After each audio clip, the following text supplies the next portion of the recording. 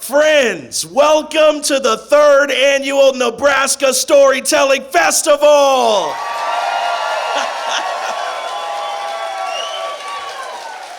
What you are getting ready to experience tonight is real community life in front of your eyes, straight from their mouths. In a world of TikTok and fast-moving stories and ones that last 6 seconds and leave you yearning for more, what we hope to do here is give you something to chew on. Something that'll actually, once you get it in you, you're like, man, I'm going to carry that one for a while. I'm going to leave the food analogy right there because I feel like I could just go a little too far. But when you hear these stories tonight, please know that these are your community members. These are people that have experienced stories, that have stories to share, and that you are, indeed, one of those people. These applications do open up yearly, and you are all welcome to apply to share your story. When I got involved in our first annual, I won't say that this was a surprise that we get our community out here supporting us. It wasn't a shot in the dark. There was a need to share our stories in this manner again. Our community asked for it, and that need was met, and it has been received with such love and care from our community. So for those of you who showed up to support literal storytelling in our state, can you please give yourselves a round of applause?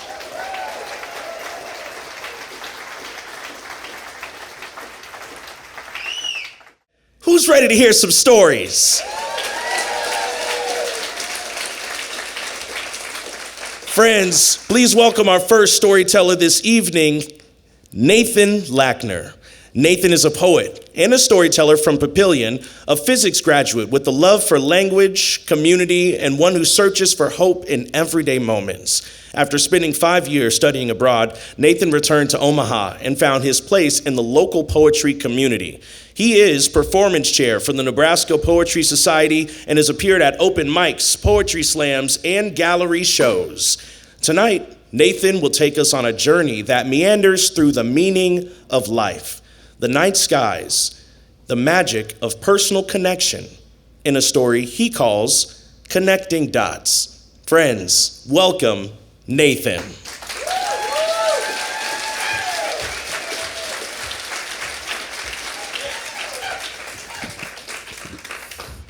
Hello. So to tell you this story, I have to lay some groundwork out. When I graduated high school, I got to go to Germany on an exchange year, gap year, and study abroad, and it was a fantastic, wonderful, transformative experience. And this isn't about that. It's about the following year when I went back. Now, a lot happened in that intervening year. First off, I got home from Germany and immediately was washed over by this culture shock of returning to my home country in a way that I couldn't really explain to anyone else. I wasn't the same anymore. I'd seen America from the outside, and you can't really go back to just having only seen it from the inside after that. And then I didn't get long to sit in that feeling because I had to immediately head off to my freshman year of college at Ohio State University. Now, Ohio State University is in Columbus, Ohio, a city that is so similar to Omaha, Nebraska, you'd be forgiven for thinking they're the same place. They're not, though. For example, the wind doesn't blow there like it blows here. And I miss the wind when I'm not here. And also, I took a lot of really challenging classes that first year. You heard him say I studied physics, and I also wanted to study math, and I had brutal confrontations with my limitations as a person on top of living in the 18th floor of the dorm that was the furthest away from all of the campus. I had the freshman 15 in both directions, and I had no idea if any of the decisions I was making were right. I didn't know if my major was correct. I didn't know if I'd picked the right university. I was in chaos. And all of this is swirling around in my head when I get the opportunity to go back and stay with my host family for 3 weeks in the summer of 2018. That was the most intense deja vu I've ever experienced because Germany had stayed roughly the same. I had not. And I kind of loved that it felt like I was going back to exactly where I'd left before the precipice of all this chaos, but it was also utterly confusing, and I spent a lot of nights staying up late thinking about my place in the world and what I was doing and all of this inside my head uncertainty. And one of those nights, I was up, it was 11:40 p.m. I was a chronic night owl at that point in my life, so sleep happened between 4 a.m. and noon. I was wide awake. Sleep was not coming for me for a while, and so I decided, you know what, screw it. I'm gonna go take a walk. Now there's this cool thing about the town I lived in Germany, which is that it's in the heart of the Black Forest region, and it only has about 1,500 people who live there. So if you walk to the end of my host family's block, you cross the street, and you walk to the end of that block, you are walking into the woods. I'd never lived so close to nature. I mean, sure, in Nebraska, you can walk to the end of your block and maybe get to a cornfield. But forests required a car and a permit and knowing where the forest was, none of which I'd had. So I was absolutely enraptured with this. And that night I was like, I'm gonna take a walk and I'm just gonna get out away from everything. And there's this other cool thing they do in Germany, which is that at midnight, they turn off almost all of the street lights. They do this to save energy, to prevent light pollution, and it means that 15 minutes into my walk, as I'm strolling down, I come to the clearing in the woods and I look up and I see for the first time in my life, the Big Dipper. And I go completely silent. I'd been talking to myself because it's the woods at night, and now I can't. I knew what the Big Dipper was from planetarium shows and documentaries. I love space. I love science since I was a kid. And I'm ashamed to admit the first thing I tried to do was take a picture of it with my smartphone, which didn't work because it's 2018 and I have a 2018 era smartphone, and somewhere on my hard drive I have 2 pitch black pictures of nothingness, and only I know what they mean, and that's okay. But failing that, I decided to keep walking. But as I'm walking now, these emotions are rolling over me. I'm 17 years old, quarter way around the world, in a foreign country. And human beings have been staring at this constellation for 10, 20,000 years. For most of human history, it has been just there. And I'm seeing it for the first time, and I'm 17 years old, because I couldn't before, for all the pollution and the noise and the chaos. And the Big Dipper's the constellation that tells you how to find the North Star, which is to say, in the murky blackness of the night, it is how you find the thing that tells you what direction is. It is the thing you look for if you are trying to map a way home or get anywhere. And I'm still walking, and it's just me and the soft crunch of my footsteps. And I can't talk in now, even if I wanted to, because I am feeling the weight of all of these parallel gazes at this constellation throughout history. Thousands of them.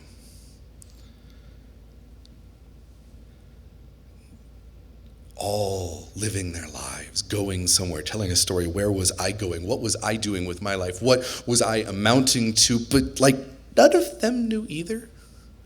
They were following the stars. Maybe if they didn't need answers to those questions, I didn't either. I've been telling this story for 6 years. Every time I tell it, I find something different in it. A new interpretation of the metaphors, a new way of building an understanding of the light and the dark and the walk in the woods. Stories are like constellations. We draw them between the bright moments in our lives, and they point us in directions we might go.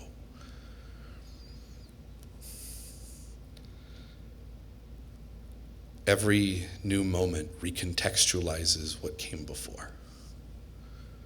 We redraw the constellation. We pick a new direction. I made it home safe that night. I went to bed. A week later, I flew back to Nebraska. went back to university. I found a roommate. We found an apartment. I started to build something that felt like home. I wasn't sure about anything, but I thought maybe I could figure it out as I went.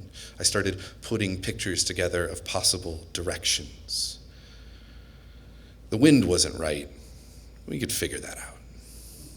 All of which is a roundabout way of saying that you are allowed to follow the stars. You are allowed to look up and imagine what shapes might exist between those bright points.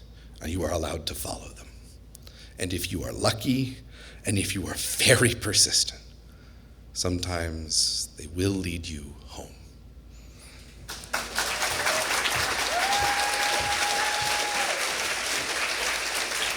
One more time for Nathan Lackner.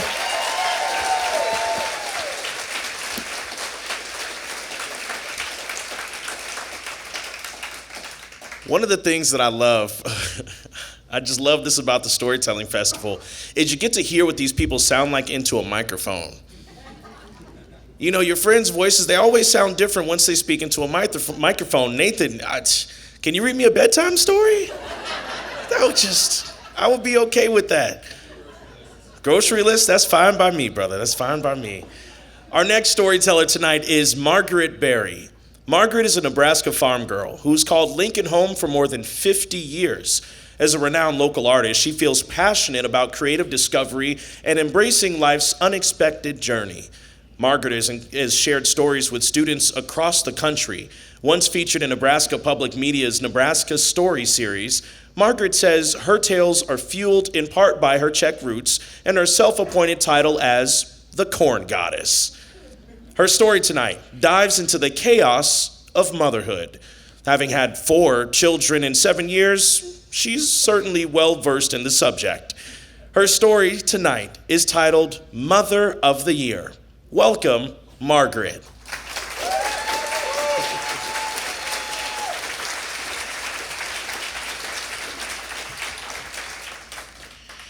I never became Mother of the Year, but I feel like I was well on my way because, as you heard, I had 4 babies in 7 years. Natural childbirth, breastfed, diapered with cotton diapers, fed from my own garden, made my own baby foods. So I thought I was well on the way to being the young Mother of the Year, but for 2 things that happened. One of them happened on a glorious night, just like tonight, beautiful weather. It was a Saturday night, and the youngest child was 3 and the oldest was 10. And we'd never been to the drive-in movie theater. And some of you will remember there was one on I'm pointing because 84th and O Street. And we thought this would be kind of a fun family thing to do. And you have to understand that drive-in movie theaters are sort of like an amphitheater so that everyone can see the movie screen. So we get in our brand new van. Remember when the minivans came out and we were all excited about that? So we got in the minivan and went to the drive-in theater and found a place on the upper tier, and each place has a speaker. If you have never done this before or been to one, there's a post and a speaker, and then you pull it inside your car when you're ready to listen to the movie. So the kids are really excited. They notice that other children are on top of their cars watching the movie down below. And they're like, can we go up to the top? And they have their blankies and their stuffies and their popcorn. And I'm like, sure, go on up. And so they're all settled. We pull the speaker in, and lo and behold, it doesn't work. Not only does our speaker not work, but the whole row of speakers are not working. So there's this silent caravan that starts because nobody will turn on their lights because they don't want to disturb the people ahead of them. And all these cars start drifting to find an empty space. So we did too. And I said, kids, come on down. We got to move. And as we're looking for a space and we're going over these basically moguls, bump, bump, what is that sound? Bump. We can't figure out. I'm like, what in the heck is that sound? And then we look around, and Rory is not in the car. He's up there in the dark with all the people moving in the dark. And So I get out, and there he is just sitting there like nothing has happened. He's holding on to the luggage rack. We'd never had a luggage rack. After that, I became a spokesperson for the auto industry that every family needs a luggage rack. So he was quite calm, and that's not really what did me in. It's what I said to him the next morning. I said, "What did you think, Rory, when I drove off like that?" And he said, "I thought it was just normal." And that's what did me in. In the second instance, the same children, the same minivan, but it's a few years later. I'm driving alone from Denver to Lincoln. And for the first 6 hours, I was able to endure it. We got near Kearney, it was getting dark, and I thought, I think I'm tired of the chatter and the fighting and all the things. We had no cell phones, no video monitors. So I thought, okay, we're gonna stop there. Yeah, let's stop. And I told the children, get out of the car, go to the bathroom, take a walk, come back, and we'll, settle in for the night, and you'll go to sleep. So the kids got out, they did all that. I'm busy, again, with the blankies and the stuffies, and getting everybody a little nest so they won't fight. And the kids come back, and I'm like, "Well, where's Rory?" And they're like, "Oh, we don't know." Like, why should we care? We don't know. So this is puzzling to me because there are no other vehicles in the rest stop, and they've looked all over for him. But there is a semi. So I go up to the semi, and I knock on the window, and the truck driver is like kind of startled. But I said, "You haven't seen a little boy around here somewhere?" And he said, "As a matter of fact, ma'am," in a very, disparaging kind of voice, like, "Actually, I did see a little boy cross the interstate, go across the median, go across the interstate again, and walk in a cornfield over there." And I was about to call the state patrol because somebody doesn't know where their child is. And just at that time, Rory comes walking down the exit ramp whistling. And I'm like, "Where have you been?" And he said, "You said to take a walk." I don't get it. I did what you told me to do. So again, the next morning, he did get the point though. The next morning, I started to say something like, "I'll bet you're glad to be home," is what I was going to say. And he said, "I'm glad to be alive." Not only is he alive, but he's now a commander in the United States Navy. But I never did get to be Mother of the Year.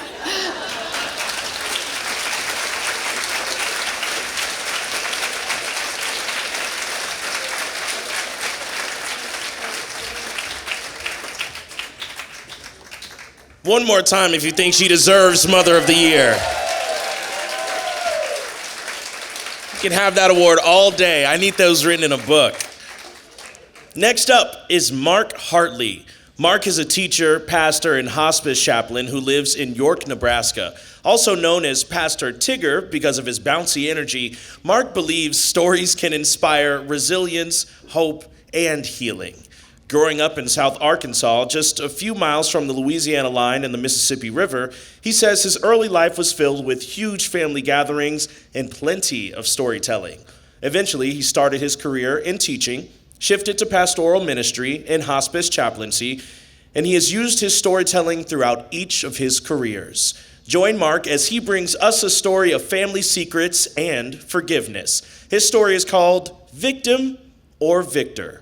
Welcome, Mark.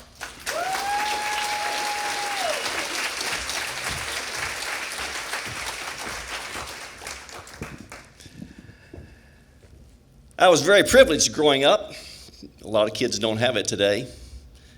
I grew up with my grandparents as my neighbors. We lived out in the middle of nowhere, 10 miles from town.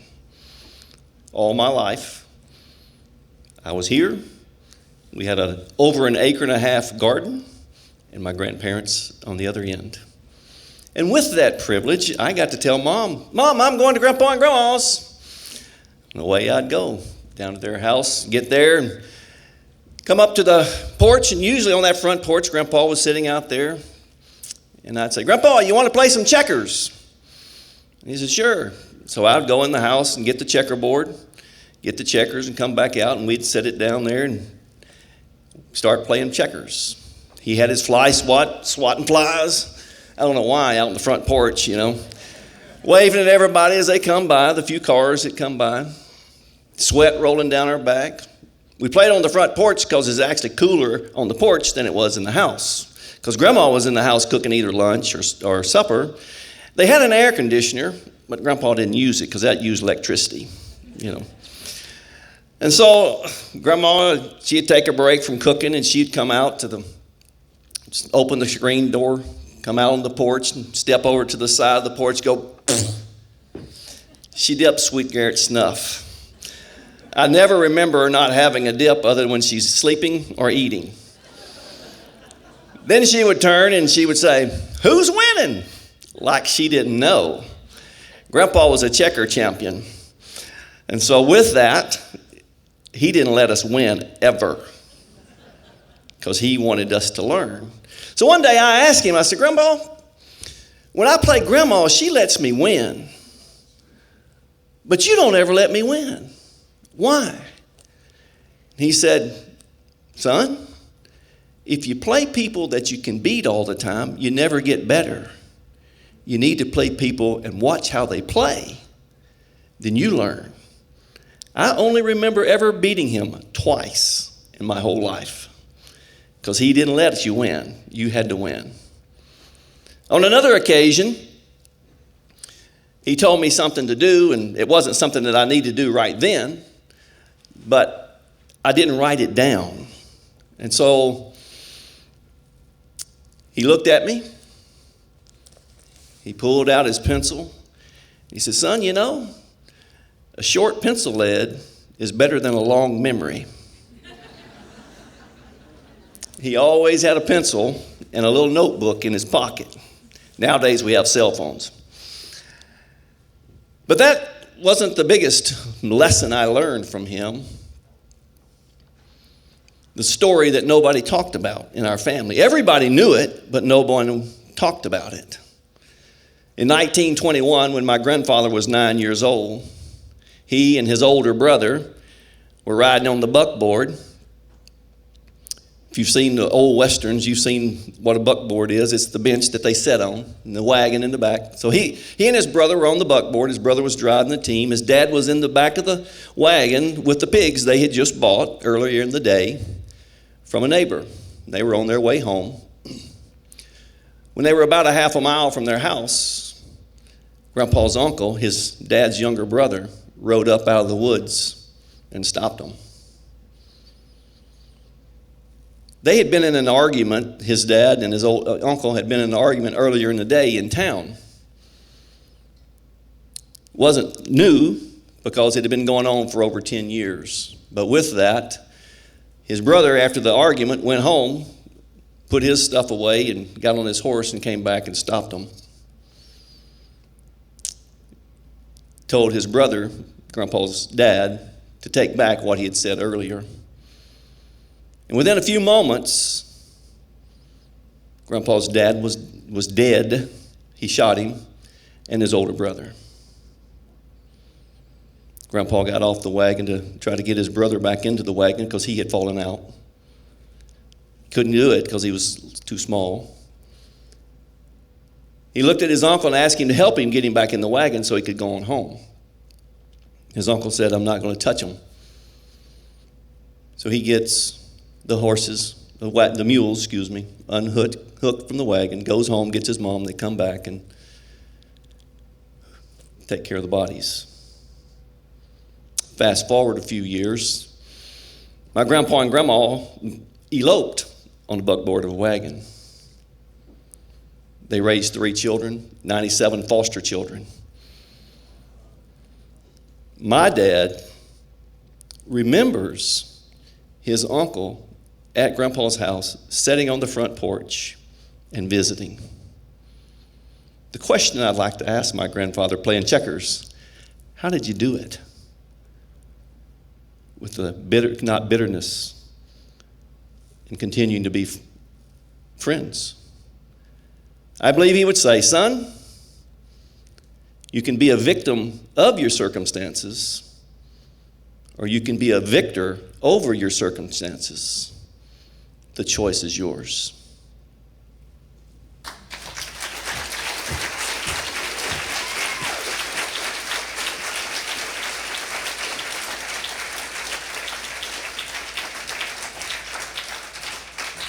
Can we get one more time for Mark Hartley?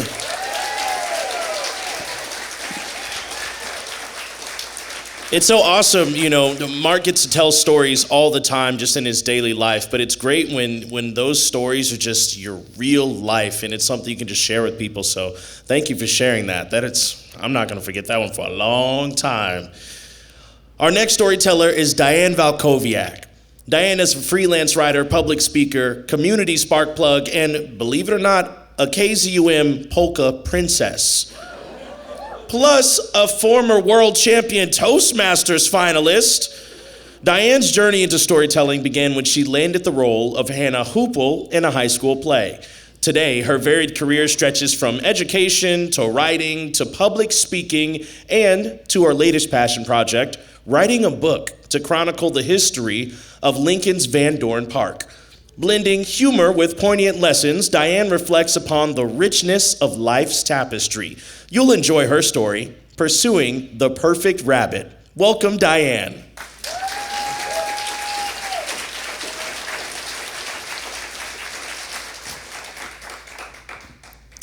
Hello, everyone. My mother was a perfectionist, and I suppose that was how she handled having 7 kids. But wherever she could exert some control, she wanted to be in control. She excelled in so many areas. She was fantastic in the kitchen. She made everything from scratch, and her divinity never failed. She had a huge garden. She had it very organized. It was prolific. She canned colossal amounts of vegetables. She was an excellent seamstress, a cake decorator, and she created these very artistic May baskets. Do you remember those? She set a high bar. But there were times when she carried her perfectionism just a little bit too far.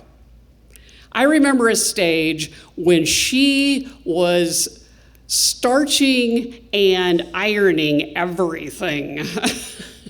Our pillow slips, our clothes. It was like walking in cardboard outfits.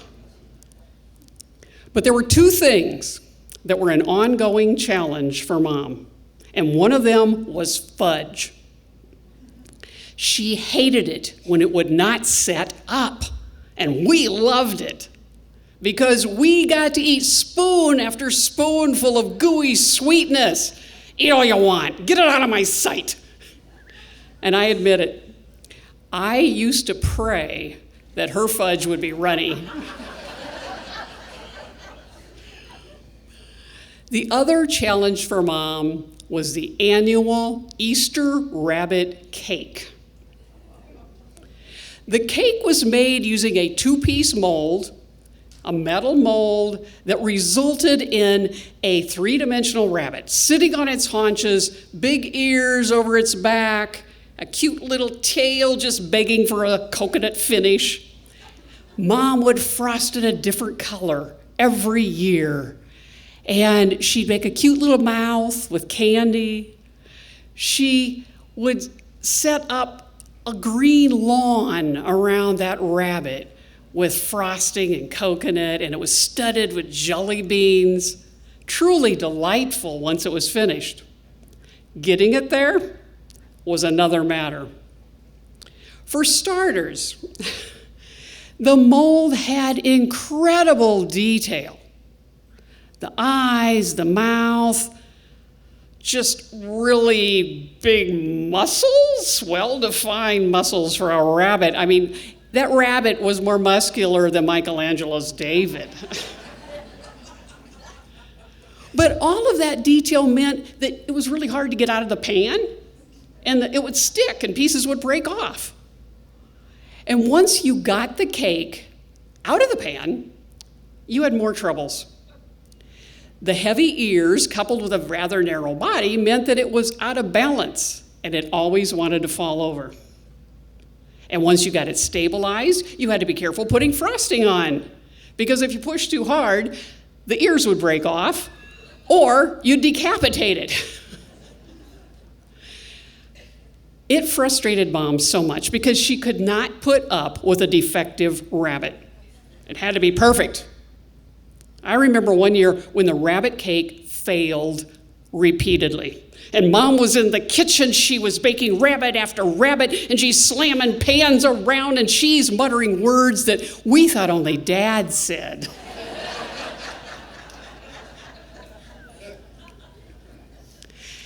Even when you thought the cake was done, there were still problems. Another year, the cake was frosted, it's sitting on the kitchen counter, and Mom and Dad go to run errands. One of my sisters goes into the kitchen, and oh my gosh, the cake is slowly tipping over. And it would be a disaster to have it fall into the green frosting. So we stuck a fork in the side, and we took turns holding it up until Mom got home. The Easter rabbit tradition might have ended with my mother, except years later, when I had kids of my own, I went to a garage sale. Yep, there it was, the cake mold. And I instantly forgot all of the trauma. And I remember just that sweet, happy rabbit on its bed of coconut frosting and jelly beans. And so, yes, I decided to revive the tradition. Well, I went through some of the same problems with that cake.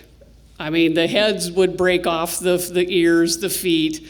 It was just a repeat of, the rabbit falling over. And I thought of all of my mother's efforts in pursuit of the perfect rabbit, and all that she did to get it to turn out right. And I had to finally admit that, maybe my perfectionist gene isn't as strong as hers. And so I started thinking, just in case, something breaks off, you don't have to bake a whole new rabbit. You can reattach ears using toothpicks. You can repair broken feet and missing chunks of rabbit with globs of frosting. And to keep that rabbit from falling over, I would put a plastic Easter egg on each side of it in the frosting. As Voltaire once said, the perfect is the enemy of the good. Plus, I had to remind myself that this is just a rabbit. A funny-looking foot or a lopsided ear, or even the entire rabbit collapsed on that coconut frosting is not going to change the taste. People will still eat it. They just have to look out for the toothpicks.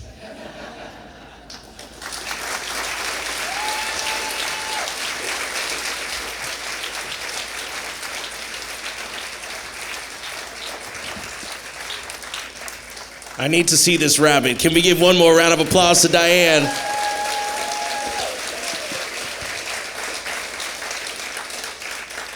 I love that y'all are picking up on the energy here, right? We sit and we respectfully watch and listen to the stories, and as soon as it's done, it's like, yeah!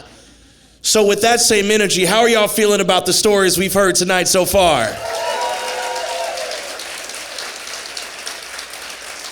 If I could, I would love to encourage you once again, those envelopes that were on your seat when you came in, if you would, in your mind, you don't have to do this right now, intermission will be coming up soon, but when we do hit intermission or before you leave today, write a note to one of our storytellers. Pick one, anyone, I don't know, are they allowed to split the paper in two and write it to two people?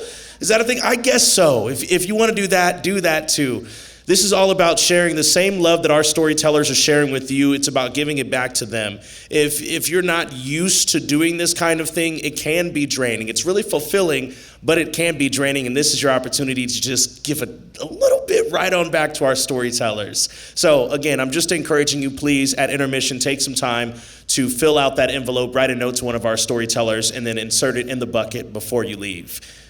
Coming to the stage next is Alex Min.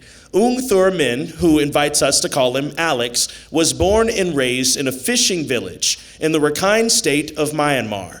He came to the United States 3 years ago seeking political asylum to escape the military coup back home. Now a junior at Nebraska Wesleyan University, Alex is studying economics and accounting. He hopes to become a certified public accountant and eventually a lawyer. He believes in the power of resilience, growth, and new beginnings. Telling stories filled with the experience that have shaped who he is today, we welcome Alex and his story, My Life Between Two Different Worlds. Give it up for Alex.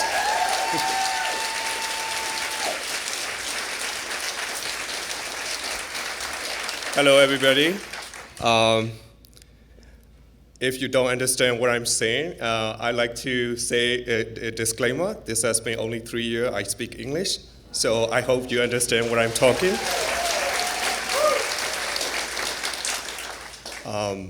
It was 5 in the morning on February 1st, 2021. My brother was banging on my door, a bedroom door, and I woke up, and then I answered to him in anger. Why are you banging to my door at 5 a.m.? And he looked at me and he said, Alex, there's a military coup. And I was like, the first reaction, it's like, no way, you're joking. And I keep looking at his eyes, and the seriousness on his face did not go away. And that's the moment I realized that there is an actual military coup. I was born in a small fishing village on the western side of the country. Our country is called Myanmar and also known as Burma. Both of my parents were not educated, so for them, it was very clear that education will be the first priority when raising their children. Now, the village that I was born, we have school, but we don't have any permanent teacher. So my parents sent all of us away to a nearby city when we turned 5 years old to live with our auntie and then to go to a school for a better education. So which I did. When I was 5 years old, I left my family and then I went to the city and lived with my auntie for school. I tried really hard working in school, because I knew that the life back home was really tough. So I want to make a difference in my life and in my family life. I tried really hard, and then when I finished high school, I became the first in my family to get admitted to medical school, the first one in the whole village that I was born to be able to go to medical school. When I was born back home, back in the village, the highest ranking medical profession is the nurse. So when I was admitted to the medical school, I still remember the joy of my parents, the joy of the villagers, knowing that one day we will have a doctor from our village. Again, when the coup happened in 2021, the moment that I realized there is a military coup, I felt like the world stopped revolving. I felt very devastated. The dreams that I have worked for 20 years of my life, the dreams that my family had worked for 20 years of their life, had just crashed and torn into pieces. But at the time, some people have some positive, way of thinking. The military coup will be just a few months. But I knew that won't be the case, given that our country had been under the military government for over 50 years. I lived half of my life growing up under the military government, and I knew that it won't be an easy fight. And I was right. the students, especially medical students, started the revolution against the military.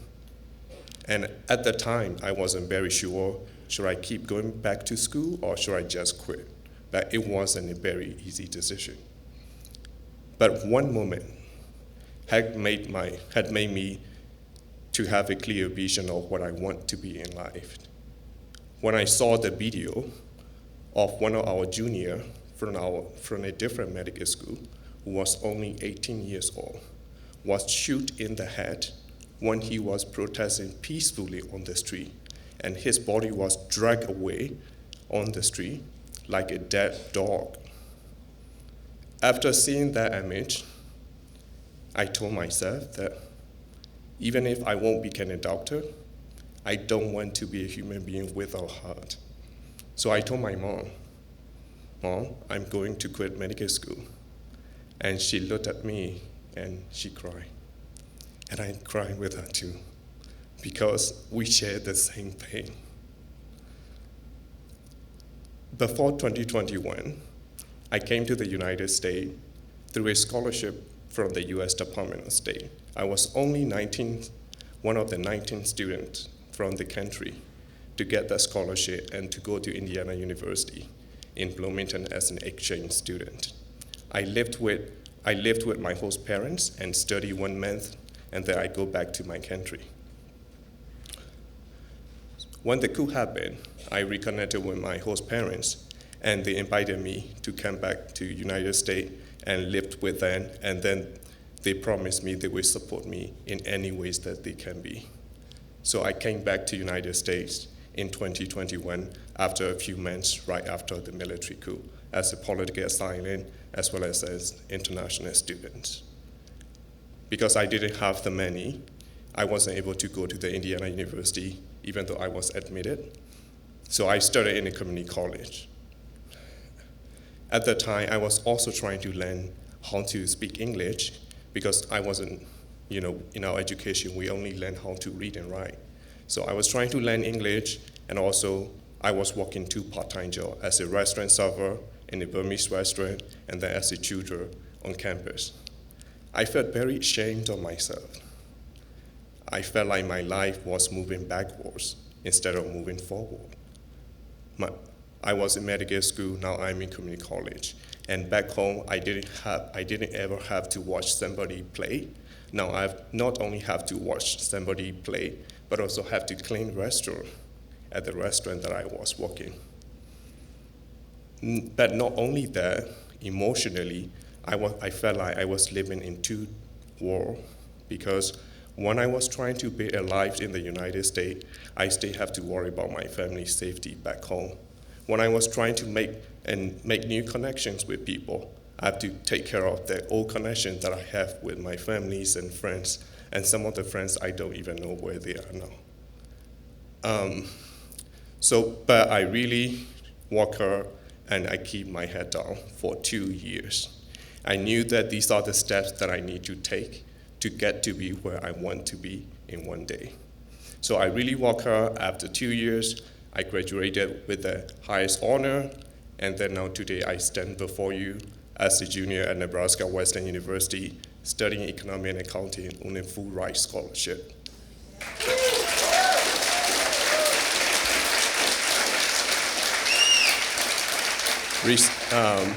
Recently, I landed an internship at one of the biggest accounting firms in the entire world, and in accounting they said golden ticket. So now you would say, Alex, do you think your life is set? Sadly, I don't have the answer for that, because I knew that I have learned that life happens. But one thing I can tell you is, even if I fall down again, I will get back. I will get back for sure. But I was able to do all these amazing things, not only because I was a hardworking student, but also because the people who has supported me along the way, the people who has invested in me, not because where I was, but because they see me where I am going. So today, I am making a career, building a career which will provide me the stability, not only for me, not only for my family, but also for students like me who has to come to the United States across the world because of the political conflict, trying to find the second chance, trying to make a redemption for their life. And I want to be someone who can have them one day. Before I leave you today, I want to share with you one of the proverbs that has shaped my life again and again, that has brought me where I am today, and I truly, truly believed that would take me where I will be one day. It's if you want to go first, go alone. If you want to go far, go together. Thank you.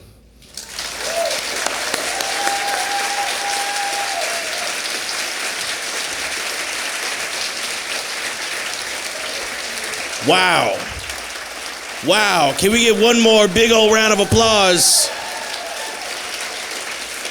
Talk about resiliency, purpose. Thank you. Thank you for sharing your story. My goodness. So friends, we have one more storyteller, then we're going to take a intermission. Again, the intermission time, envelopes please. Bar only open during intermission, and then 30 minutes after the show, restrooms right outside of the door there.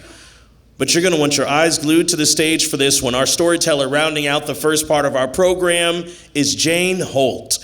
Jane is a lifelong resident, retired educator, library advocate, and lover of the written word. As the daughter of a newspaperman, she became a high school journalism teacher and school librarian who found joy in helping students tell their own stories. Now retired, Jane has discovered a new and delightful chapter of life. She's a pickleball champion. She reads piles of books, walks her glorious hound, Finn, sells e-bikes part-time, and says she's basically an 11-year-old kid all over again. Nice. Here's Jane with Night of the Taffeta Disasters.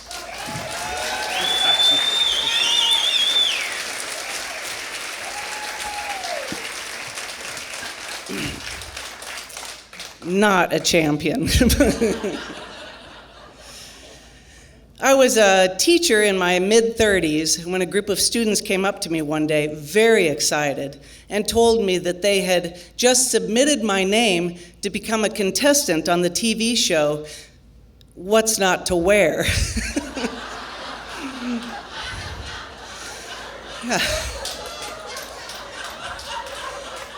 So I have been what's not to wearing clothes for a long time. But even I, a fashion misfit, know that no woman wants to put on a bridesmaid's dress. I donned my first when I was 23. My friend Angela was getting married and asked me to be in her wedding, and I said, well, of course, even though a little voice in the back of my head said, well, this could be really bad. But I had no idea just how into it Angela would go. Like, she went all in. And so we're talking sleeveless, bright pink, taffeta-tinged, body-hugging, blah. Oh, and then there were pink high heels, too. Now, in her defense, it was the 80s. About a week before the wedding, I sat around and kind of started to imagine how this whole thing would go. And there was not one thing that looked good for me. I just thought, this is going to be disastrous. I could picture myself tripping down the aisle and my big braless boobs busting out all over. And the only thing that gave me any kind of consolation was knowing that I'd have 4 friends in that equally goofy getup. And on the day of the wedding, I pulled up to 2 of those friends' house, Holly and Jan. And these 2 are sisters, and they're really smart, and they're really quiet, and they're really classy. But when I pulled up and then they opened up the door and came out in those pink monstrosities, I was like, oh, classy clowns. They were really hard to miss. And if you don't believe me, ask the bird that pooped all over Holly's dress as she was walking to my car. And so began the night of the taffeta disaster. When we got to the church, we found the other bridesmaids in a room off the chapel, and they were putting on their final touches. And as we walked in, one of them, Kay, was holding a pair of pantyhose. And so she was getting ready to put them on, so as is the case, she bent over, and at that moment, we all heard what was a distinct sound of clothing tearing. She had a gap about this long on the side of her dress, and I just was like taking it in. A few minutes later, another bridesmaid decided it was time to put on her makeup. So she reached in her purse and she grabbed a bottle of foundation and shook it up. And she was opening the bottle, and as she pulled the lid away, a thread of the foundation went all over the front of her dress. I am not kidding. So at this point, Miss What Not to Wear? Yeah, I'm starting to panic because I'm thinking, oh, something horrible is going to happen to me, probably in a really public way. I would have my answer soon enough. 15 minutes before the big show, and only 2 of us remain untainted. And that's when Mary, the other untainted bridesmaid, decided she'd grab a pop from the machine in the hallway. So she took a couple of quarters, she fed them into the machine, she pushed the Diet Coke button, and as she bent over to grab that can, the most amazing thing happened. You see, there was a tiny hole in that can, and as she bent down, it went all over the front of her dress. I know. And I'm standing here thinking, if I could move with any speed in this dress, I would turn around and get in my car and go home. Because you can't be a what not to wear woman and expect that something good is about to happen, right? But you know what? Nothing happened to me. I walked down that aisle, my heels behaved, my boobs supported, my dress pristine. And by the time we bridesmaids lined up shoulder to shoulder on the altar, I felt jubilant. Couldn't believe it.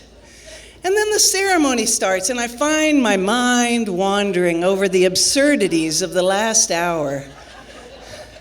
And I'd like to think I could be forgiven for getting a little case of the giggles. But you know what happens, and you know what happens when you start giggling at a time or in a place when you absolutely should not giggle? Like you go all in. So I'm like, oh, and did I mention that we were shoulder to shoulder? Took about 15 seconds till all 5 of us looked like we were doing some kind of weird armless version of the wave. We were out of control. And finally, I leaned forward and I stage whispered, "Act like you're crying." So their hands went up, and then we tried to snurfle and whatever sound a deeply moved woman. It was pathetic. And I'm so grateful that Angela had her back to us up there on the altar.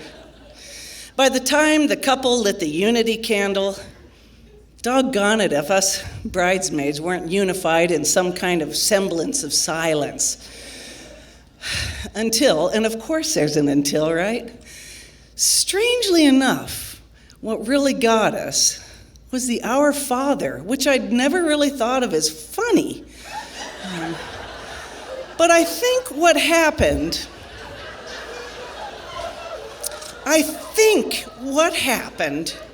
is that we somehow missed the memo at the rehearsal when the minister said, "Man, now I'll be singing the Our Father." And so we were not prepared at all for when he stood up there, a fine man, took a deep breath, and he opened his mouth, and out came the glorious baritone note. Ah! Are you kidding? Are you kidding me? We just collapsed. Now, I don't remember much more of the night, and I'm sorry to say that the marriage did not survive its fiascoed beginnings. But my dress, my perfect pink dress, I was starting to think of it as some kind of a good luck charm, you know? So when my sister got married a year later, I wore that dress to her wedding. And I walked down the aisle, nearly confident, almost like a woman who knows what to wear and how to wear it.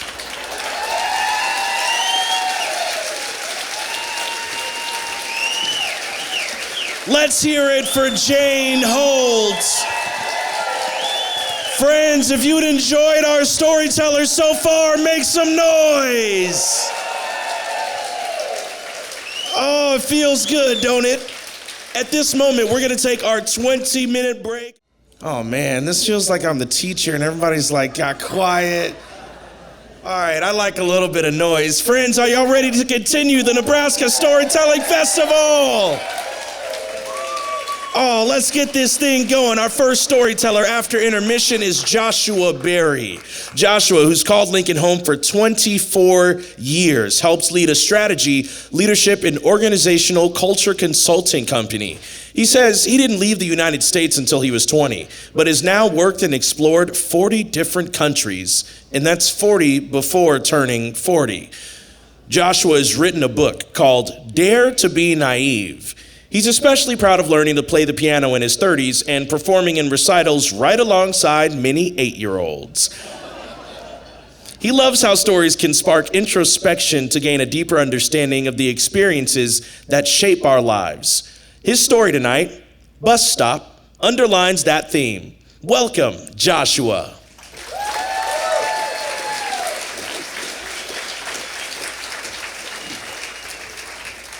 All right, good evening. Good evening. Thank you for that.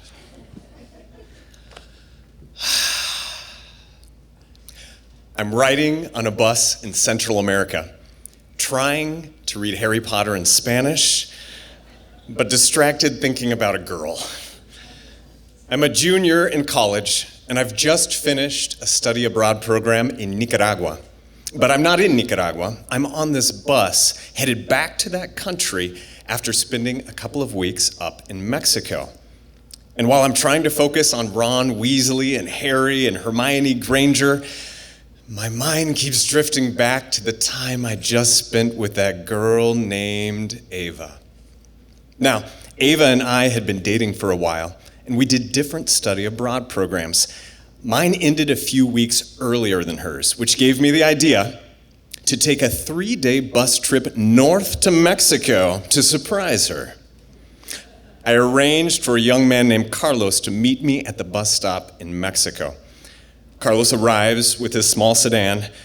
I hop in, and as we're heading to a party where Ava is supposed to be, Carlos turns to me and says, "Hey, how about you hop in the trunk of my car, and then you can jump out and surprise this girl?" I agree. And Carlos pulls over, pops the trunk, and I contort my body into the trunk in between the spare tire and these fried pork rinds I'm told are for the party. And as he shuts the trunk on me, something snaps in my brain and I realize nobody knows I'm in Mexico. And what is Carlos's last name? I pound on the trunk, and Carlos, no last name, starts driving. I'm panicking, I'm feeling claustrophobic, and the only thing I can think to do is to dig in my pockets for my Swiss Army knife. and I realize it's in my backpack that's in the back seat of my captor's car. The car stops. I hear some muffled voices, some scuffling at the back of the trunk. The trunk slowly opens, and I see fingers and legs and a dress and a girl. It's the girl. It's Ava!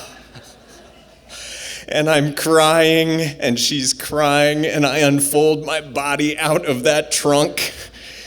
And I'm overjoyed and feeling sheepish for doubting Carlos's intentions. Ava and I spend the next days together seeing where she takes classes and meeting her friends. On day 3, we visit San Miguel de Allende and walk through the town square hand in hand. We watch at the movie theaters the sequel to The Fast and the Furious, dubbed in Spanish. And I'm more interested in watching Ava than I am watching Vin Diesel go más rápido y más furioso. I'm in love. And I'm thinking about what it would be like to spend the rest of my life with her. Because you see, before Ava, I dated a lot. In high school, I went to so many homecomings and proms in different cities that I bought a tuxedo at the age of 16 because it was cheaper. Settling down just wasn't my thing. I mean, I lived in 15 different houses before I was 15 years old. All with the same family. My parents just like to change jobs and houses a lot. And to be honest, I thrived in all of that change. And so sticking with one person in one place, that felt scary and vulnerable. And so there I was, sitting on this bus on my way back to Nicaragua, wondering what was going to happen between me and Ava when I got home. We got off at one of the bus stops, I think it was in El Salvador. And as we're waiting to reboard the bus, there's this Canadian family with 2 young kids, and one of them is whining about the food, and the other is complaining about the heat. And I'm already feeling exhausted, and I feel antisocial, and so I buy a newspaper and pretend like I don't speak English. We reboard the bus, and I take my seat in row 5, right on the aisle, and rejoice as nobody comes to claim the window seat. And I'm smiling and I stretch out. And then I frown as the Canadian family takes all of row 4. I pull out my newspaper and double down on my no hablo inglés routine. There's a few more scheduled stops where people are getting on and off the bus. And then the bus slams on its brakes, and I pop my head up, and I see masks, guns, 3 men wearing masks, holding guns pointed at our bus. And then the first shot is fired, and then another shot. And the bus driver screams, "Bájense, bájense, escóndanse, hay banditos en la carretera." And I'm yelling at the Canadian family and trying to get them down in between the seats and stuffing their kids as close to the floor as I can. And I'm nowhere near the back of the bus, able to escape. And I contort my body as close as I can to get down to the floor. And I'm scared, and I do the only thing I can think of doing, and that's dig into my backpack, searching for my Swiss Army knife. And I hold that pathetic, tiny blade in my hand. And I think I'm too young to die. And I love my family and my friends. Another shot is fired right up at the front of the bus. And then there's silence. And a moment goes by. And I peek my head around the seats. And I see that nobody is boarding the bus to try to rob or hurt me. And in the next moment, I hear someone shout, "Ay, necesitamos un médico, un doctor, a doctor." And in the next moment, I learn that one of the bullets had passed through the windshield, through 2 empty seats, and straight into the chest of a man sitting in the row 3 aisle seat. A man who was sleeping next to his fiancée on their way to Costa Rica to be married. A 33-year-old man named Jorge Alberto. And in the next several minutes, someone tells me that there was a woman sitting in the row 2 aisle seat. A woman who had gotten off at the last bus stop, right before the tragedy that happened. And I don't know that woman's name. And I don't know if she ever knew how close she came to tragedy. But I know that as I looked at that seat that now only held a bullet hole, I realized I will never know when I am only 1 bus stop away from the end. I honestly don't know what happened. After that, the news articles say we were there for about 5 hours waiting for the police and the coroner to come. And I can't even tell you if we took that same bus back to Nicaragua, if it was even drivable. But what I can tell you is that several days later, I arrived home safely to Nebraska. And I started to write a song. And I learned some basic chords on a guitar. And a couple weeks later, Ava returned home safely to Nebraska. And I sang her that song. And I asked her to marry me. And she said yes. I still enjoy traveling.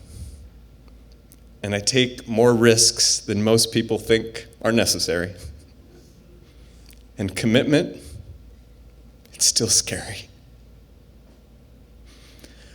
But I've also learned that when you love something, it's okay to sink some roots down deep. And this winter, I'll celebrate 11 years living in the same house. The longest I've ever lived anywhere. And Ava, well, back in high school Spanish, you got to choose the name you wanted to use. And Ava is the name that Trisha chose all those years ago. And this January, Trisha and I will celebrate 20 years of marriage.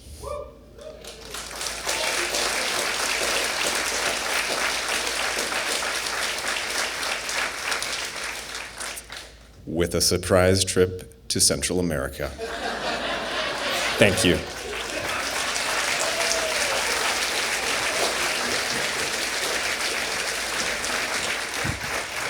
When you say surprise trip to Central America, like just now, you let the surprise go? Was that just what happened? Trisha, will you please stand up? Please, Trisha, stand up. Let's give a round of applause. Congratulations, you're going on a trip. Oh, that's amazing. I love to see it. Can we get one more round of applause, please? I'm not going to stop smiling for a long time because you slick. I see you. Our next storyteller is Miranda McQuillan. Miranda is a small business owner, teacher, and storyteller, a woman dedicated to making people laugh, fostering inclusion, and exploring the world, one cheese tasting at a time. Miranda has resided in Lincoln, France, Chicago, Las Vegas, and now Omaha. but is especially drawn to her time in France, where she fell in love with cheesemaking. Now a certified cheese professional, she operates Miranda's Cheese Love, hosts tastings, and teaches cheese-making classes. She says her story tonight is one she holds dearest to her heart. Please welcome Miranda and her story, The French Connection.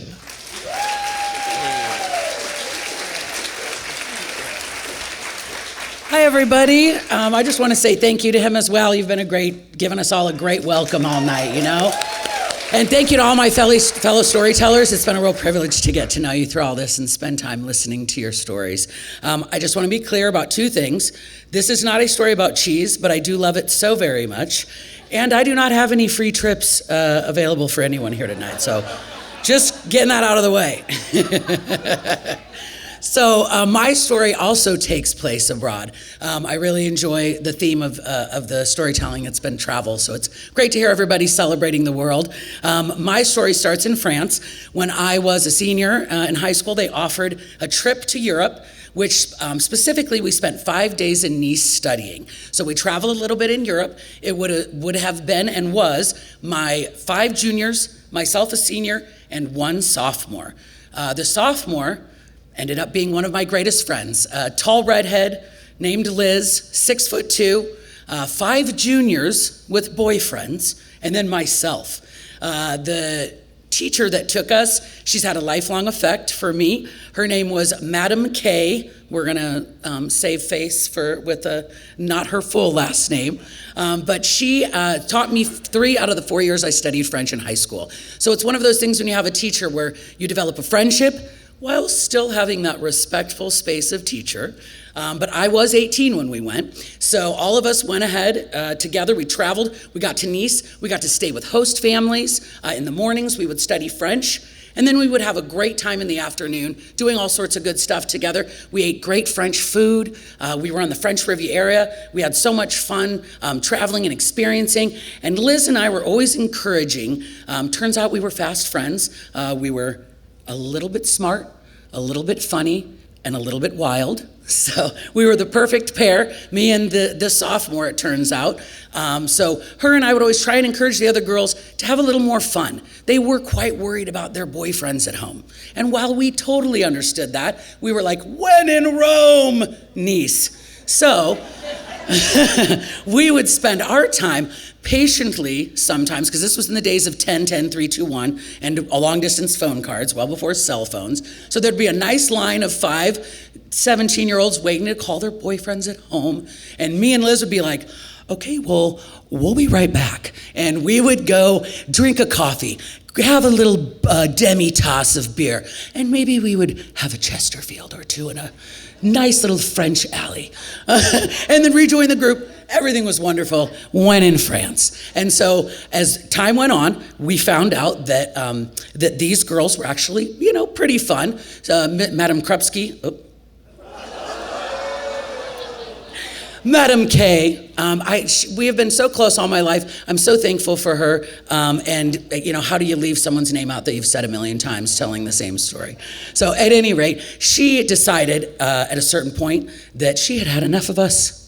As you can imagine, on a trip, we had been together for almost 2 weeks. And so she said, I love you all, je t'aime. However, what we're gonna do is go to a private beach. It's 50 francs.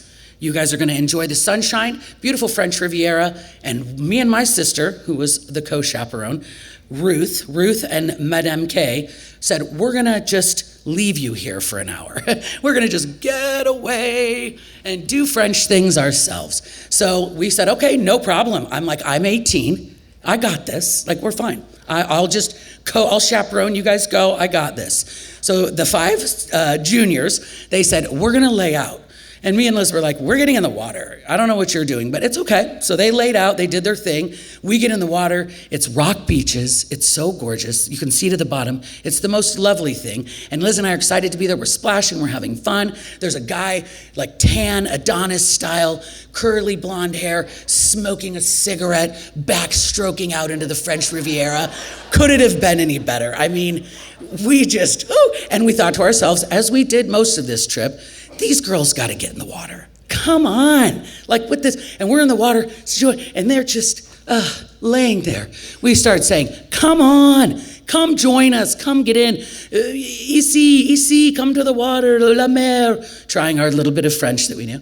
And they said no. And so then we started harassing and controlling. You guys are sticks in the mud, what have you. And that enticed them to sort of antagonize back. And they start picking up some of these beautiful beach rocks and lobbing them into the water. And we said, oh, that's funny. Okay, well, you're never going to get us, And then we start talking some smack about it. You're never going to hit us. How dare you? Whatever, you guys are weak. One of them happened to be a JV softball pitcher. So there was that right there that we probably forgot. So as one or two or five rocks come out, one kerplunks right in front of us. And I turned to Liz, and she's sick, my 6'2" friend. I said, girl, I don't have my glasses on, so I really can't see much. So if one gets any closer than that, we start doing like him. We're backstroking out a little bit. Next thing you know, I turn forward, boom, slam, right in my face, right in my eyebrow. The doctor said if I'd been 1 inch, I would have lost my eye, one little bit lower. And I'm like, oh, and I go under. And I'm like, hello, darkness, my old friend. I'm going down. I can see a trickle of blood. I don't know. I'm like, this is not good. And I can't touch. My feet are not on the ground because we'd gone out too far. Next thing you know, Liz, boom, pulls me up out of the water. She drags my lifeless body up to the beach, throws me on one of those chairs those girls had just been laying there. They were so chagrined. They couldn't even believe it. So nobody's there. It's just us. They're like, can you drive? We're like, we're foreign exchange students, so no. Even if we could. So they get us up, it's a seawall, get us up the stairs. We get up there, there's an ambulance. Guy's like, oh, yep, get in over here. So we get in over there, start to get into the ambulance, and next thing you know, he gets up on the gurney. Not me. He gets up on the gurney. He's like, where are you ladies from? We're so, come on. All right, we're from Nebraska. I've got a head injury. We're from Nebraska. So, get us to the hospital. They get me into the room, French healthcare system. Liz has to wait in the lobby. I'm sure she's panicked. Madam K is nowhere to be found yet. Go into the room. They sew my eye up, getting it done. I'm trying to ask how to say scar in French, so, I'm a little panicked. They take me downstairs for a head injury. I'm laying there, and I'm like, okay, it's fine. Everything's fine. There's a couple of cops in the room. Don't know anything about this. I'm new here. And I look. Madam K comes into the room, and she's looking horrified, and I look next to me. There's a guy handcuffed to the bed. Lots of bleeding. He also had a head injury, it seemed. And so she's like, what happened? I'm like, I told her, I'm so sorry that I got hit in the face with a rock. So we share our feelings. The next day I have to go back for a consultation, and again, someone gets hit on in this situation. The doctor comes in. He's got a sexy Einstein vibe. And I say that because he's got the wildest hair and a no shirt on under his lab coat. Immediately hits on Madam K, immediately hitting on her. So we got the full treatment. And so after that, we go. And the one thing I want to say about the French connection with her is I've known her my whole life, and I still see her from time to time. And you have that knowing look. Sometimes you share spaces with people like we are today. And we'll always have this moment together, just like her and I and Liz and her sister always had this moment. It was the moment after we left the doctor's office. And that day, that fateful day when I got hit in the face with a rock in France, in the French Riviera. I love saying that. We go back to her hotel room, and me and Liz are sitting there sheepishly apologetic and everything, and we're so sorry, we're wild and fun.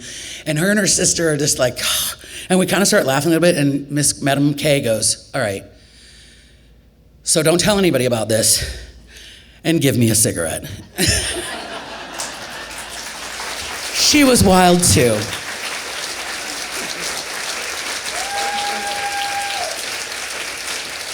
Let's hear it one more time for Miranda.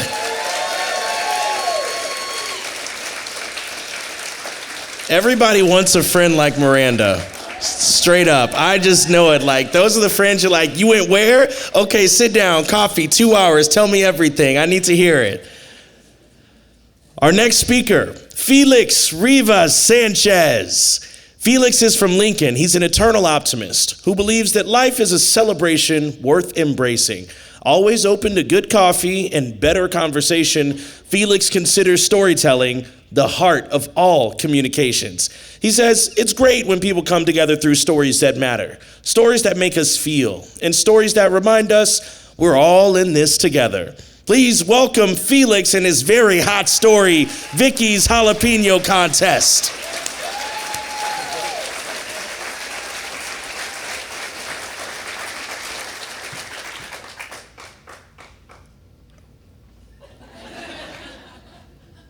I was 15 years old when this story takes place. My cousin Adan was about a year or so younger than me. Now, just to give you some backstory on me and my cousins, we were more like brothers. I had my cousin Adan, another cousin Che, and even when we were like single-digit ages, right, we'd always spend the night at each other's house. Sometimes there'd just be a knock on the door randomly, I'd open the door and there'd be Adan with his book bag. He'd be like, "Primo," and I'm like, "Primo." Primo means cousin in Spanish. If you couldn't tell, I'm a Chicano. If you don't know what Chicano is, it's a dying breed, but that's a story for another night. So he'd be like, "I'm here to spend the night," as his parents are just pulling out of the driveway. I'll be like, "Come on in." And he'd run over to my mom, be like, "Tia Maria, are you gonna make enchiladas for dinner?" And she's like, "Anything for my little brown baby boy, goody, goody, goody." And my mom never talked to me that way. But that's a story for another time. And she'd be like, "I'll make you enchiladas under one condition." We're like, "Yeah, what? And she's like, "Go to the quick shop and go get me a pack of Vantage Ultralights in the 100s. That's old school. Cigarettes. We're 6 years old, gonna go buy cigarettes, but it was cool because you could do that back in the 80s. And on top of that, we were raised to be real independent. As a matter of fact, the biggest insult between my cousins and I was mama's boy. If you were living at home past the age of 18, you were a mama's boy. Yeah, that triggered some of y'all, huh? This is your permission to get your 28-year-old son out the basement.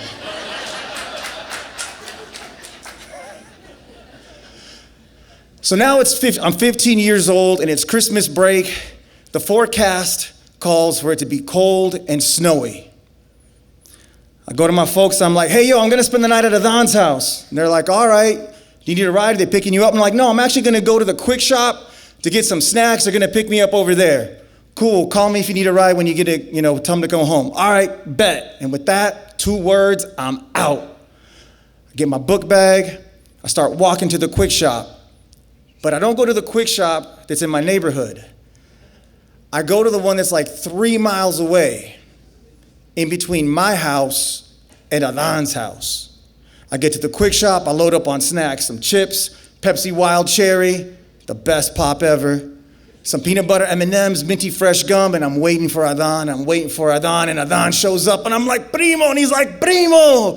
He was on foot, there was no ride. And he's like, "Yo, what'd you tell your parents?" And I said, "I told them I'm spending the night at your house. What'd you tell your parents?" And he goes, "I told them I'm spending the night at your house." Why the subterfuge? There was a girl involved in this story. And I was real sweet on her. And her name was, well, to protect the innocent or the guilty, tonight we're just gonna call her Vicky. And I really loved Vicky. She had a bad attitude, wore hoop earrings, and listened to Fleetwood Mac. You like Fleetwood Mac? I could tell. You ain't here with no man, are you? Hey, Ben, we're going to Grotto after this? You know where Grotto's at. Hey, that doesn't count for part of my time. I'm trying to flirt. So anyways, I'm like, "All right, Adan, do you ready? Need some snacks?" And he's like, "No, I got everything I need in my backpack." And I'm like, "All right, well, now it's time to head out. We're going to go to Vicky's house, 5 miles away." It was cold and the snow started coming down. I put my hood up, kind of walking like this with my head down, about to cross the street, and all of a sudden Adan yanks me like he wants to fight, like vroom, and I'm like, "Yo, what's up?" Half a second later, vroom, big old 4x4. If it wasn't for Adan, I wouldn't be here telling a story. We are cousins that were more like brothers. We protected each other, and that's what he did. So we trek our way 5 miles in the cold, in the snow, to a park in northeast Lincoln. And in that park, it butted up against Vicky's house. Now here's what's happening, is that night, Vicky was having a sleepover. 5 other girls. And so when she dared me and Adan to sneak over, well, Mama didn't raise no punk. And if she did, it was my older brother. So the signal was that sometime between 10:30 and 11, she was gonna flick the light on and off in the bedroom, and that's the signal for us to go and like sneak in through the basement window. So we're there, it's kind of cold, it's snowing or whatever, and I'm like, all right, man, I go to Adan, I'm like, hey, yo, Adan, so who you here to see? Who you gonna lay the Mac on? And Adan, with this big, beautiful smile, he goes, Vicky. That's how I felt. And I'm like, no, man, like, I'm here to see Vicky. And he's like, yo, I said her name first. And I'm like, yeah, man, but you only said her name first because I asked you. And he goes, don't get caught up on technicalities. I said her name first. He was right. I hate it when he was right. And I had to honor the code. And it wasn't some stupid bro code. It was deeper than that. It was the samurai code. So I was all serious, all bummed out, and he could see that, and Adan had his heart of gold, so he's like, all right, man, look, I'm gonna make it fair. And I'm like, all right, cool, what you got in mind? And he's like, opens up his book bag and pulls out a jar of pickled jalapenos. And I'm like, yo, we are 2 brown boys in a shelter at the park while it's snowing, and you've got jalapenos. Can you get more stereotypical? And I'm like, why do you have a jar of jalapenos? And he goes, because I knew you weren't gonna bring any. He was right. I hate it when he was right. And he's like, look, what we're gonna do is this. Whoever can eat more jalapenos gets dibs on Mac and on Vicky. This is Vicky's jalapeno challenge. Now, see, the thing you don't know about jalapenos, y'all, is they're the deceptive pepper. You can't tell by their looks if they're mild or wild, if they're hot or vindictive. But I'm like, yo, you ain't the only brown boy here. All right, so here we go, man. So I grab that first pepper and I pop it in, and it's hot. And I'm starting to sweat already, and like my heart is beating, but I see that window over there, and I'm like, Vicky, baby, I'm coming to you. I get for that second jalapeno, and that second jalapeno is even hotter than the first jalapeno, and I'm like, oh man, and now, like, you know, everything is getting kind of weird and tingly and everything. My heart is racing, I can barely breathe, and I'm like, Vicky, baby, I'm coming to you. And then I go for that third pepper, and I pop that in my mouth, and it's vindictive jalapeno. And I'm starting to cry, and there's boogers coming down my face, and I really can't take it, and I'm looking, and I'm like, Vicky, baby, I'm coming to you. And then the light starts to flicker. And I go to wipe the tears from my eyes and the acid from the peppers, and and everything is going crazy. I just feel like I've made out with an electric fence. I can't see, and my ears are burning. And I'm like, what do earlobes have to do with taste buds? And if my ears are gonna feel bad when I eat something spicy, why don't they feel good when I eat something sweet? Like pie. I like pie. How come my ears don't like pie? And I just can't take it anymore. I wanted to continue, but my will was broken. So I hand that jar back to Adan and I go, it's your turn. Hurry up, the lights are on. And Adan, with his big smile, just seals up the jar and goes, I'm actually here to see Andrea. She was at my house last night, and guess what she told me? What? That Vicky has a crush on you. We slide through that window. Vicky comes up. Oh my God, Felix, it looks like you've been crying. No, it's just my allergies. What are you allergic to? I look at Adan. Bullshit.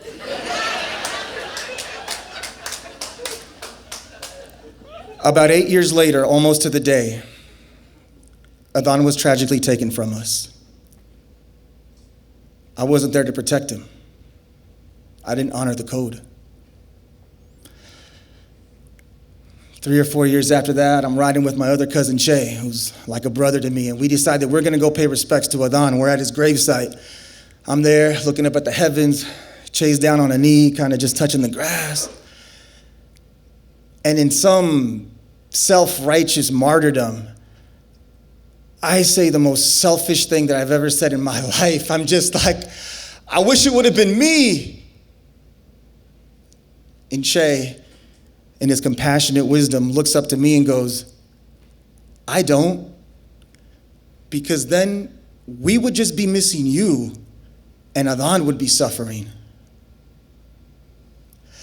And I don't know what I've done to deserve such beautiful people in my life. And I don't need the death of my cousin to appreciate life, mine, yours. And you don't need a beautiful brown boy in your life to relate to this story or another story on this stage. And so I hope you share your story with someone else and they'll relate and they'll share their story and they'll relate and we'll see that we're all in this thing together. We're all just part of the great conversation. I want to thank you for letting me share my story, for keeping my beautiful brown cousin alive for one more night. Thank you.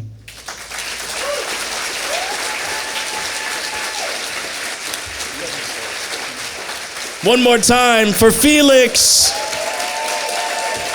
Beautiful story, beautiful. Friends of the Nebraska Storytelling Festival, we end the evening with Evie Wusk.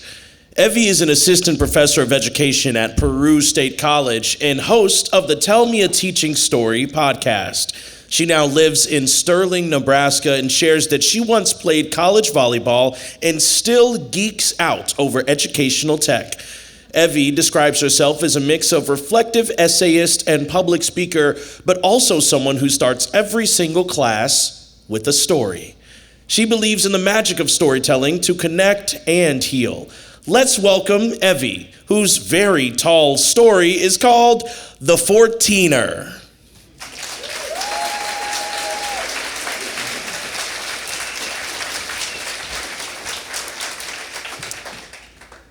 I was born with my left knee on backward. And my small town Nebraska doctor grabbed it kind of like a chicken leg and twisted it so it was on right. And I'm thankful for this and I don't remember this, but when I think about it, I kind of laugh because this was pretty early on to learn that life is full of pain and suffering. And ever since then, my body's been a little bit weird. At age 3, I needed glasses. At age 9, I had problems with my teeth. And in junior high, I was the scoliosis back brace kid. And I hated how it felt when people were looking at me, you know. And even now, at age 41, my body's still just a little weird, but it's my left hip. I got some good days and some bad days. So when my friends suggested that we hike a 14er, I wasn't so sure, but if there's one thing the scoliosis kid really loves, it's being on a team because you get matching clothes.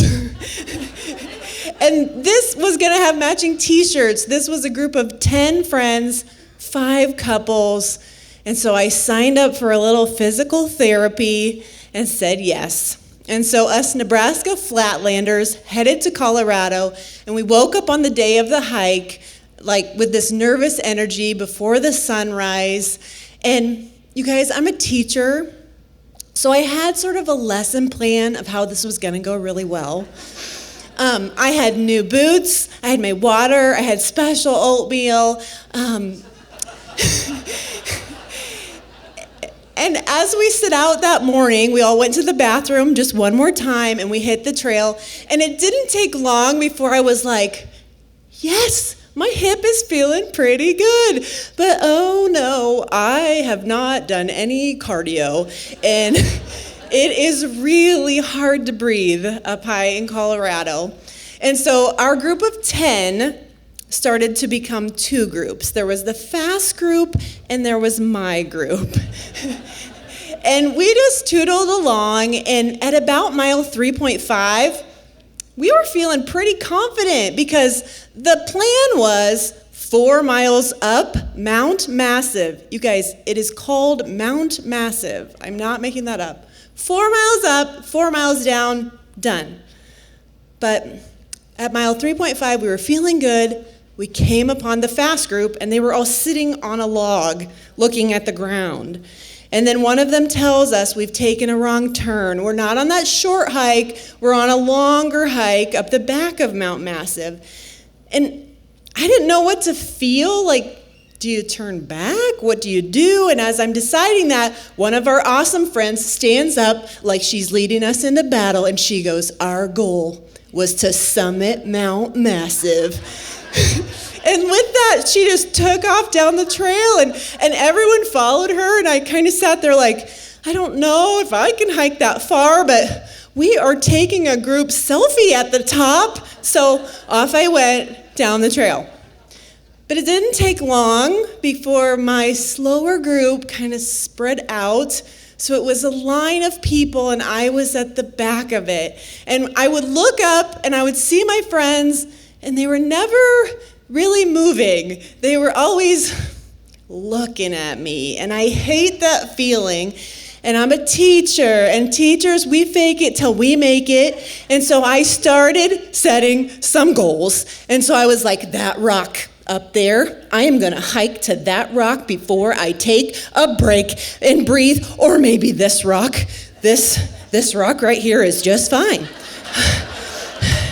Or I started to count, like I am gonna take 30 steps before I stop and catch my breath. Or maybe 15 is a good number of steps. And then I started to have visions. Like I saw this really flat rock that kind of called out to me like, I am a Serta mattress, lay on me. And so I laid on a rock. Which is not a good strategy for summiting a 14er. Now, my husband is on this trip, and he is a firefighter. He is big and strong and athletic, and he could be right up there with the fast ones, but he's hanging back, and he waits for me, and he says, in only the way a husband can, I don't know if this is going to cut it. And you know, he's right, there's only so much daylight to get up and down the mountain. But at that point, we were above the tree line. There was snow. I looked around, and then I looked at him like only a wife can. And I didn't say anything, and I just kept on hiking.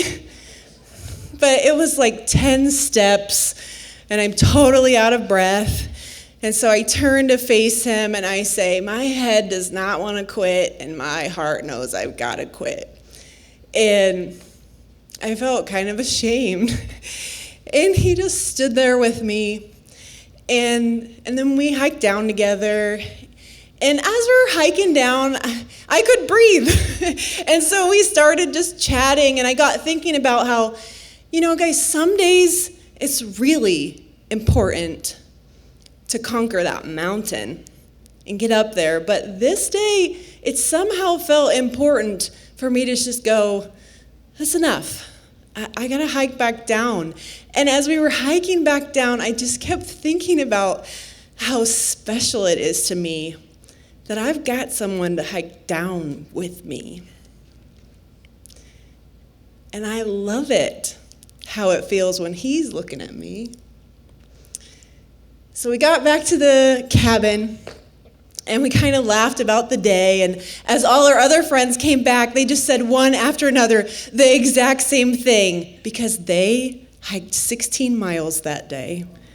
They all said the exact same thing. They said, we are never doing that again. But I don't know. That's what they said last time.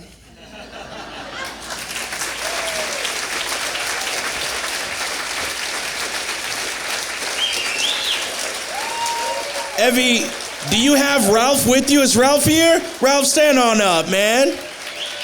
You gotta get a round of applause for that one.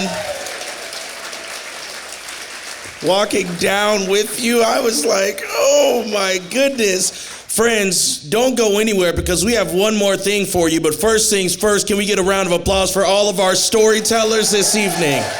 Wow. We'd like to say a quick thank you to our sponsors, Lincoln City Libraries and Nebraska Public Media. Let's give them a round of applause. If you noticed, there was a piano player that has been gently on the keys in the background and before our event started during the intermission. Let's give a round of applause for Sean Labita.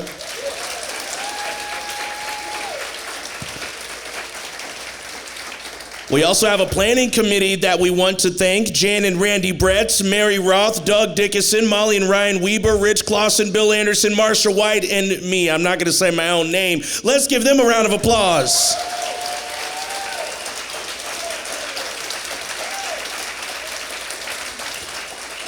So if you enjoyed your time here today, you got to keep an eye out on the Facebook page. We'll definitely be posting videos from this event, and we'll let you know what's happening with future events and ways that you can support the Nebraska Storytelling Festival throughout the rest of the year. But keep a lookout on YouTube for videos from this evening programs. Here's that encouragement reminder about those note cards if you haven't already filled them out and put them into the envelope. Lastly, will all of our storytellers from this event please make your way towards the stage? Let's give them a round of applause as they come on up.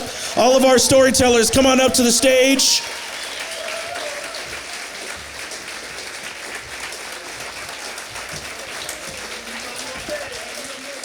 What we are going to do is, in celebration of our third annual, we are actually going to take a photo. Friends, we're actually going to have you go down there and face towards the stage. Our camera person will be right here on the stage. So if you'd get right in front of the audience. And audience, I'd like you all to stand and hold the number 3 high in the air.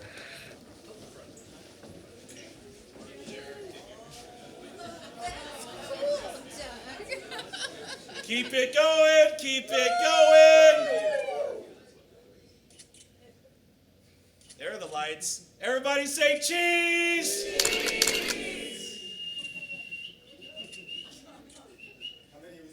Right. 1 million. Awesome, we got it. Can we get one more big old round of applause for our storytellers from tonight? Thank you all so much for coming and supporting the Nebraska Storytelling Festival. We hope these last few hours have inspired you. Have a safe trip home, and we will see you next year.